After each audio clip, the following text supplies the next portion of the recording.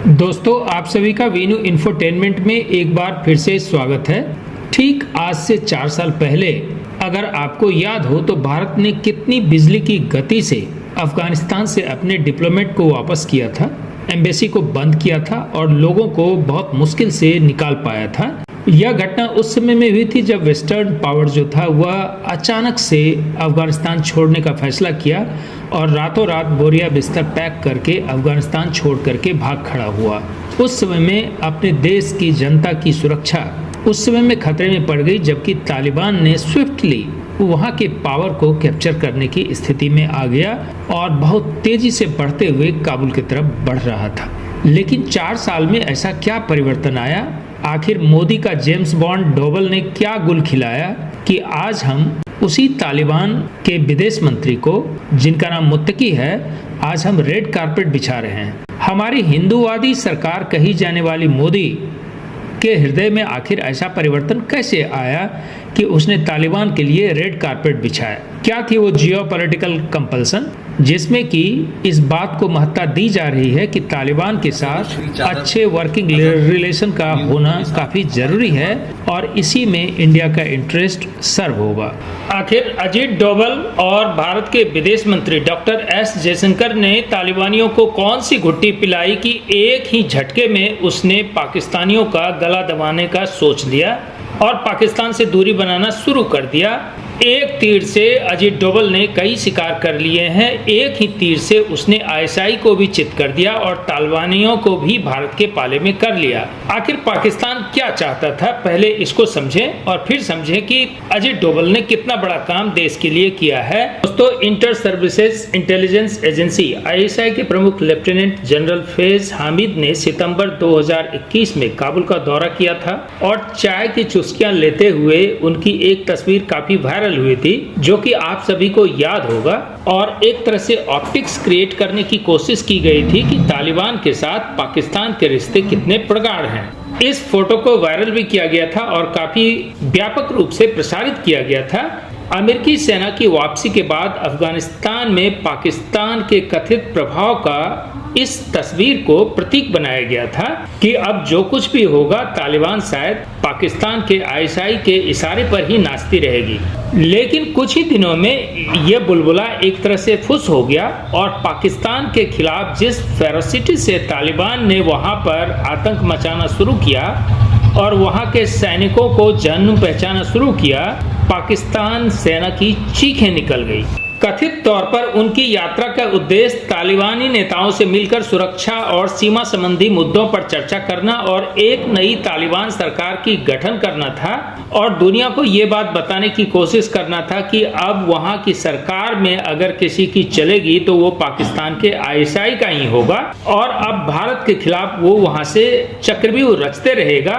अगर आप सभी को याद हो तो भारत का जब प्लेन हाईजैक हुआ था तो उसे कांधार में ही उतारा गया था और तालिबान की गठजोड़ पाकिस्तान के आईएसआई के साथ उस समय में पूरी दुनिया ने देखी थी और यह देखा था कि पाकिस्तान किस हद तक तालिबान को कंट्रोल करता है। लेकिन कुछ ही दिनों के बाद उनकी ये सारी उपक्रम फेल होती नजर आने लगी और उनकी चीखें तो अब पूरी दुनिया की हर कंट्री के लोग सुनते हैं कि पाकिस्तान का गला को किस तरह से तालिबान दबा रहा है और सर कत्ल कर रहा है। यह किसी से छुपी नहीं है और यहाँ तक कि वहाँ के सेना को नंगे करके घुमाया जाता है और अब तो बानगी इस हद तक पहुंची है कि उसके टैंक को ले करके भी वो भाग जाते हैं, यानी सेना जो है टैंक छोड़ करके भी भाग जाती है। ऐसा दब्बू सेना तो दुनिया ने कभी देखा नहीं था कि जिसके पास टैंक, मशीन गन और एक से एक बड़े हथियार हों, वो सारे हथियार छोड़ करके मैदान से भाग जाए। पाकिस्तान का फितरत ही कुछ ऐसा है। आपने बांग्लादेश के निर्माण के समय भी देखा था जब 94,000 सैनिकों ने भारतीय सेना को आत्मसमर्पण कर दिया था। दोस्तों, एक तरफ जहां मुनीर अभी भी यह धमकी देने में लगा हुआ है कि वह अगर भारत की तरफ से थोड़ी भी प्रोवोकेशन हुई तो वो डिसाइसिवली एक्ट करेगा। ये डोनाल्ड ट्रंप के थोड़े से आदर दे देने से जितना यह कूद रहा है, यह भूल जा रहा है कि भारत जो है वह अपने हिसाब से चलता है और पाकिस्तान की बैंड बजाने के लिए इसके पास हर तरह की मिसाइलें हैं, हर तरह का आर्म्स और जखीरा, और सबसे खास बात है कि सैनिकों का जिगरा मौजूद है। और सबसे खास बात की ऑपरेशन 1.0 जो शुरू किया गया है वह अभी समाप्त नहीं हुआ है, यानी कि भारत का जो बॉर्डर है वह अभी पाकिस्तान के लिए इस तरीके से खुला हुआ है कि वहां कभी भी कोई भी घटना को अंजाम दिया जा सकता है। और मुत्तकी को बुला करके अब डुरंड लाइन को भी पूरी की पूरी तरह से खोल दिया है और पाकिस्तान में पहले से ही इतनी आंतरिक समस्याओं से घिरा हुआ है और रोज वहां पे विस्फोट होते हैं और रोज सैनिकों को कोई न कोई आतंकी समूह उनकी हत्याएं करते रहता है। उस वक्त में अपनी जनता का ध्यान डिफ्लेक्ट करने के लिए मुनीर जो है वह दिन में अपने जनता को सपने दिखाता रहता है कि वह भारत के खिलाफ ये करेगा, भारत के खिलाफ वो करेगा। लेकिन अजीत डोभाल जो कि बोलते कम हैं और काम ज्यादा करते हैं, उसने अफगानिस्तान के साथ मोटी मोटी 2-3 चीजें कर ली जिसके बदले कि भारत को आगे चल करके रिकॉग्नाइज करेगा। पहला, उन्होंने एश्योरेंस ले लिया कि हम अपनी धरती का किसी भी आतंकवादी गतिविधि में इस्तेमाल होने नहीं देंगे।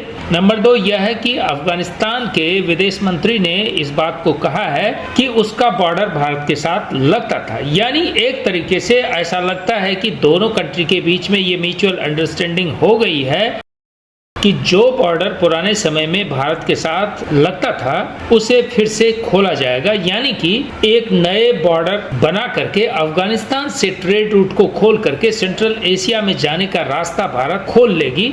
इस सरकार को एक तरीके से समर्थन दे करके और इंटरनेशनली रिकॉग्नाइज करके बार्गेनिंग के रूप में इस चीज को वो हासिल कर लेगा। और वहीं टीटीपी पहले से ही पाकिस्तान के साथ उलझा हुआ है और उसको टीटीपी के रास्ते से पाकिस्तान को बताया कि बैकयार्ड में जब आप आतंकवादी को पालते हैं तो वह सांप जब आपको डसता है तो उसका विष कैसे लगता। तो अब मुनीर क्या करेगा ऐसी स्थिति? क्या डोभाल के चाल का उसके पास कोई काट है? क्या ट्रंप बाबा उसको बचा लेंगे या अगली बार फिर से भारत के मिसाइल का प्रहार उस पर होगा और हो सकता है कि पाकिस्तान को ऑब्लिटरेट कर दिया जाए, क्योंकि बार बार वो न्यूक्लियर धमकी देता है तो परमानेंटली